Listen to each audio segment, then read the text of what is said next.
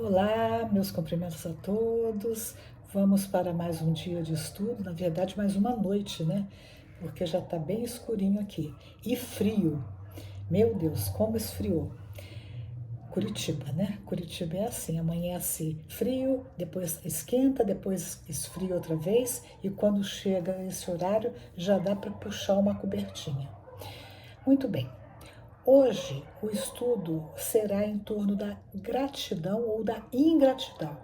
Ele tem como título, o texto, Jesus e Ingratidão. Então, nós vamos dar continuidade ao estudo do livro Jesus e Atualidade, uma psicografia do Divaldo Pereira Franco, pelo espírito Joana de Ângeles. Nós já estamos no capítulo 19, só falta um para terminar esse livro. Olha como o tempo passa rápido, né? Pelo menos para mim passou muito rápido. E agora já estou pensando no que nós vamos fazer da agora para frente. Continuamos com o estudo da Joana de Ângeles? Fazemos diferente, não assim capítulo por capítulo, porque senão nós vamos levar mais 10 anos para terminar. E eu não estou, sinceramente, eu não estou afim de fazer, desculpa, um estudo tão longo. Estava pensando aqui em algumas alternativas, mas pode ser que vocês tenham alguma sugestão interessante, seja na continuidade do estudo da Joana de Ângeles, seja através de um outro tema qualquer, outro livro, né? E aí a gente pode parar para pensar no que é mais conveniente para o grupo. Bom, então vamos lá? Vamos começar falando sobre gratidão. E gratidão é um sentimento muito peculiar, porque é aquele sentimento que nós temos com relação a alguma coisa que nos beneficiou e que aí a gente quer, de alguma forma, retribuir.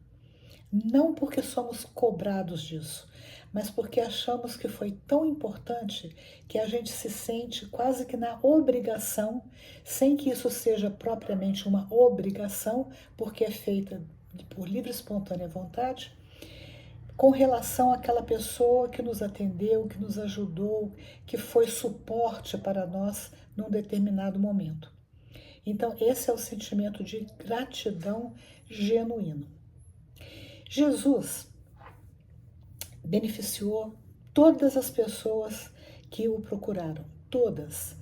Nem sempre da forma como elas esperavam, mas beneficiou. E nem todas essas pessoas tiveram para com ele o mesmo sentimento de gratidão. E ele entendia isso. E entendia porque as pessoas ainda eram muito imaturas, não conseguiam enxergar os benefícios recebidos. E o livro da Joana menciona isso, de leve, mas menciona. Mas aí a Joana começa o texto dizendo que a ingratidão é o desapreço e que se apresenta como grave imperfeição da alma. Então a alma ingrata é uma alma imperfeita, muito imperfeita, e que deve ser corrigida. Então, quando a gente percebe que nós não reconhecemos os benefícios que nós recebemos de outra pessoa, precisamos parar e rever essa nossa conduta e nos corrigir, porque, como a Joana diz, é uma grave imperfeição da alma. O ingrato, continua Joana, é enfermo. Ele acha que para ele ele tem direito a tudo. E méritos, ele se atribui todos os méritos pelo que acontece para ele. E não reconhece, por exemplo, que muitas das coisas que vêm para ele resultam de outras pessoas. Ele acha que é ele, né? Ele é responsável por tudo de bom que acontece. De ruim não, de ruim é do outro, de bom é dele. E ela continua dizendo que ele nega ao benfeitor a mínima consideração e nenhum reconhecimento. Então, para ele, o que o outro fez por ele não reconhece minimamente e não tem nenhum reconhecimento por aquele que o ajudou, o apoiou. Continua Joana, olvidando-se rapidamente do bem que lhe foi dispensado, silencia-o, mesmo quando não pensa que o recebido não passou de um dever para com ele. Então ele acha assim, me ajudou é mais do que a sua obrigação.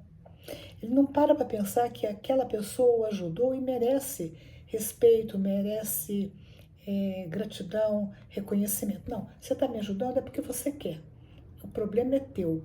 Esse é o raciocínio do ingrato.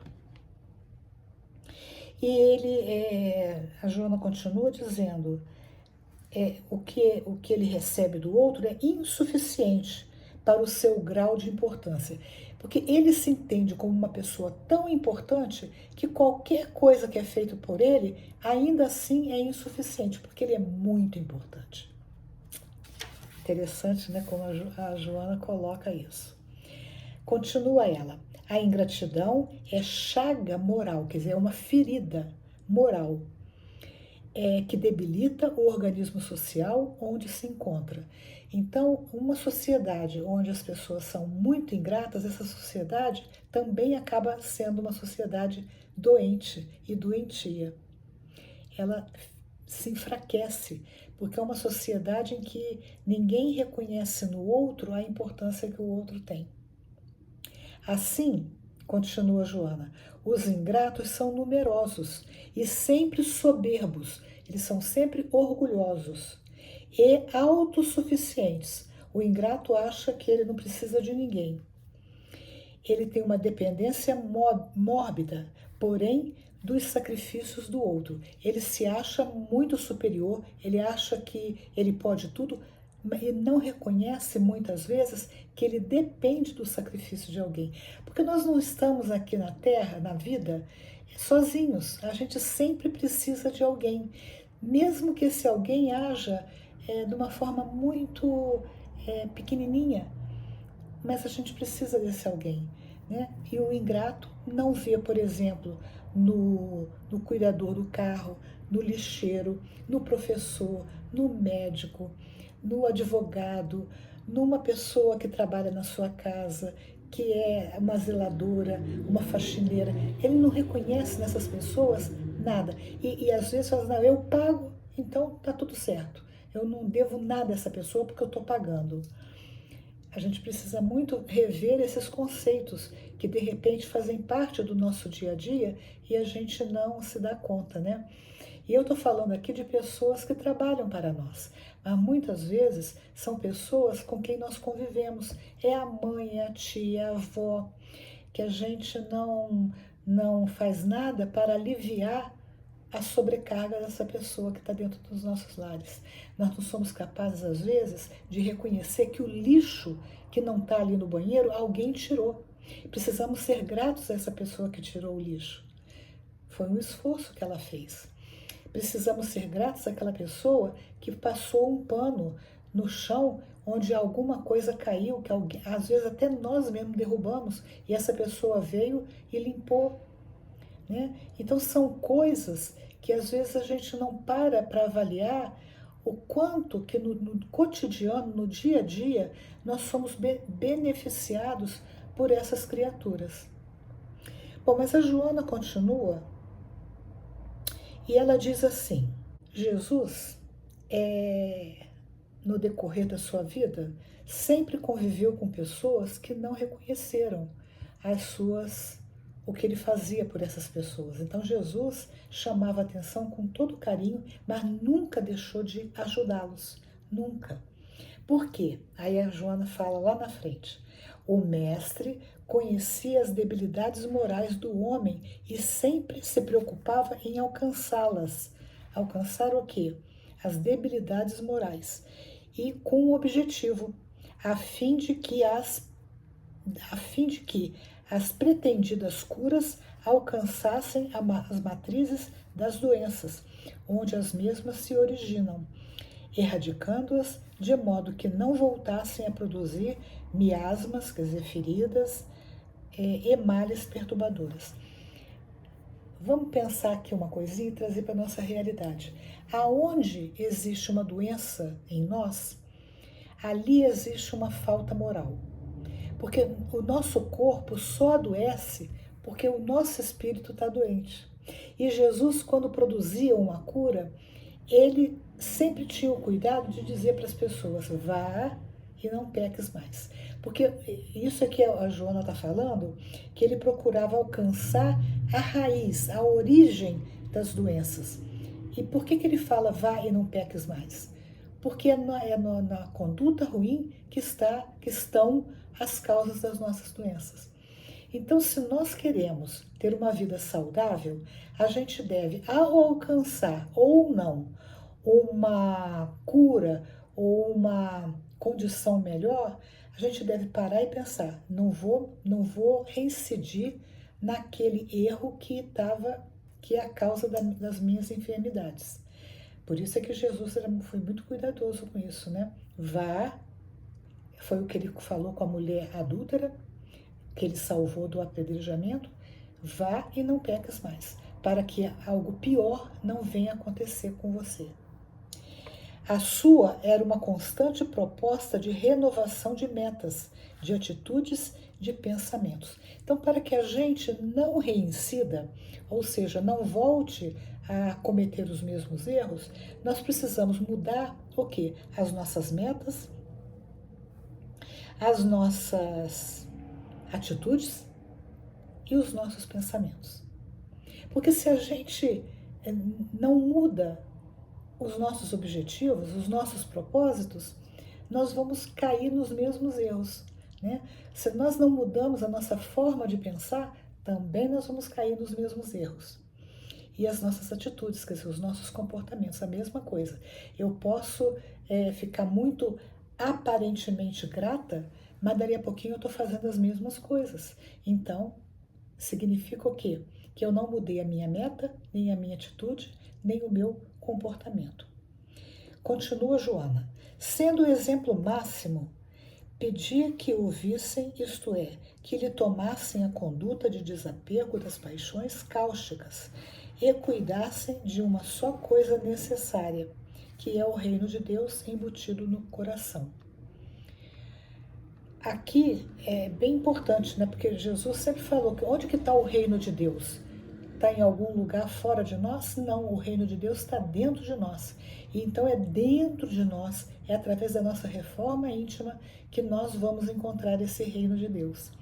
Então é por isso que ela fala que Jesus é o exemplo máximo. Então ele pedia para as pessoas o seguirem. Eu sou o caminho, a verdade e a vida. Né? Então, quem quiser chegar ao Pai, me siga, porque através dos meus exemplos que vocês, né, vão se melhorar, vão alcançar esse famoso reino de Deus que até hoje nós não alcançamos. Não alcançamos por quê? Porque até hoje nós não conseguimos de fato seguir Jesus. Aí ela vai continuar dizendo assim: na busca do mais importante, o seu encontro elimina o secundário, que deixa de ter valor, para ceder lugar ao essencial, que é o necessário.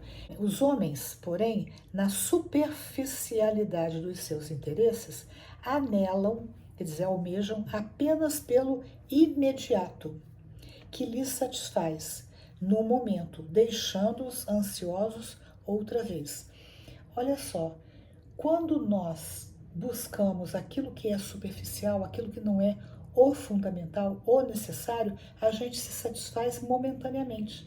Mas resolvido aquele problema momentâneo, dali a pouquinho as nossas necessidades, os nossos desejos afloram novamente, e às vezes afloram de uma forma mais forte. É o que a Joana está falando. Por imaturidade espiritual, ceifam a árvore de onde retiram os frutos de hoje. Então o ingrato é assim, né? Ele destrói aquilo que mais importa para ele, mas ele destrói. Ceifam a árvore, acreditando com ingenuidade que não terão fome amanhã. Eu acabo com o alimento achando que eu não vou ter fome amanhã. É o que nós fazemos com a natureza. A gente joga o lixo, né, no rio, a gente se esquece daqui a pouquinho nós vamos precisar daquela água e que de repente aquela água está poluída. vamos ter sede amanhã e de repente não vamos poder usufruir daquela água porque poluímos aquele rio. E quando esta se apresenta novamente, quer dizer, a fome, não tem onde recolher o alimento. É bem assim, né? Quando a fome volta, eu não tenho como retirar o alimento porque eu destruí aquela coisa, aquele ser, aquele fruto capaz de me alimentar. Assim agem os ingratos. Eles acabam com a água da fonte, de onde os descendentou. Queimam o trigal, de onde lhes deu o pão. Cortam a planta frutífera, que os alimentou. Afastam o amigo generoso, que os socorreu. Olha que interessante o que a Joana coloca, né? O ingrato, ele é interesseiro. Só enquanto ele está precisando, ele aproveita daquelas pessoas, daqueles objetos, daqueles seres. Acabou, não precisa mais, ele dá um chute naquelas pessoas, naquelas coisas. Então, inclusive, eles acabam afastando o amigo generoso que um dia o socorreu. Em contrapartida, vivem a sós, desconfiados, são desamados e soberbos, passam ignorados. Parte final do texto, a Joana fala o seguinte: não te preocupes com os ingratos dos teus caminhos de amor. Aqui é como se ela quisesse acalentar os nossos corações para quando a gente passa por situações onde a gente convive com os ingratos da vida, né? Olha, não te preocupes com os ingratos dos teus caminhos de amor. Prossegue ofertando luz sem te inquietares com a teimosia da treva. São criaturas que não têm luz, né? São criaturas trevosas, né? Onde acendas uma luz, a claridade aí derramará dádivas. Os teus beneficiários que te abandonaram esqueceram ou se voltaram contra ti. Aprenderão com a vida e compreenderão mais tarde o que fizeram. Recordarão das tuas atitudes e buscarão passar adiante o que de ti receberam. Não é, portanto, importante o tratamento que te deem em retribuição, mas sim o que prossigas fazendo por eles. A Joana aqui é bem assim incisiva, né? Certamente a gente vai encontrar pessoas que a gente fez tudo por elas e elas viraram as costas para a gente e elas não correspondem ao nosso afeto, ao nosso amor. Elas simplesmente nem enxergam, tão infantis que elas são. Mas a Joana diz o seguinte: passa, continue agindo no bem. Mais cedo ou mais tarde, essas pessoas vão acabar caindo em si e percebendo o quanto que elas foram beneficiadas. E olha só, não importa se algum dia essas pessoas vão agir com gratidão para conosco. Muitas vezes, mesmo nós, né, temos uma sensação assim, puxa, não agi de uma forma correta com a pessoa X, mas eu vou fazer tudo que eu puder com a pessoa Y, porque para a lei de Deus não importa para quem que eu ajude, a quem eu ajude, importa que eu haja no bem. Se é com a Mariazinha, com o Joãozinho, não importa. O dia que eu puder, eu vou fazer o bem para qualquer pessoa que cruze o meu caminho e que eu sinta que ali eu possa ajudar aquela pessoa em qualquer situação que ela esteja precisando. Esse é o texto, né, da Joana, Jesus e Gratidão. E se gostaram, dê um joinha, compartilhem, comentem e até o próximo, último vídeo desse livro, se Deus quiser.